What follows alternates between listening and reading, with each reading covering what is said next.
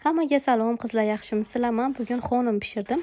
Avvallari uncha ham yoqtirmasdim, lekin hozir jon dilimdan yaxshi ko'raman, chunki ichiga uyda o'zim tayyorlagan tomatlardan solyapman. Bu narsani Toshkentdan o'rganganman. Toshkentda ishlagan paytim men bilan ishlagan qizlar Chorsu bozordan borib menga xonim olib kelib berishgan. O'sha xonimning ichida tomat bilan kartoshkadan boshqa hech narsa yo'q edi. Lekin o'sha payt men katta o'g'limga toksikoz edim va go'sht yeolmasdim. Shunaqangi menga shirin tuyulgan edi.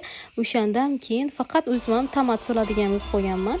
O'zi turkcha kinolarni unaqa muxlis emasman, lekin mana shu yangi chiqqan serial meni o'ziga sehrlab qo'ygan. Qizlar har bitta chiqqan seriyasini sirazu ko'rib olaman. Serialimni ko'rib, ovqatlarimni ham qo'yib oldim. Qanday pishirganimni ham bilmadim.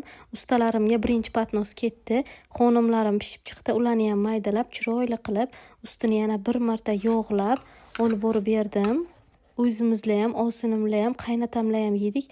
Umuman qolmadi xonimim. O'ylagandim, ko'p qildim, menimcha qo'p ketsa kerak deb. 4 ta patnosi ham to'lgandi. Yo'q, umuman qolmadi. Mazza chiqdi qizlar, qilib ko'ringlar.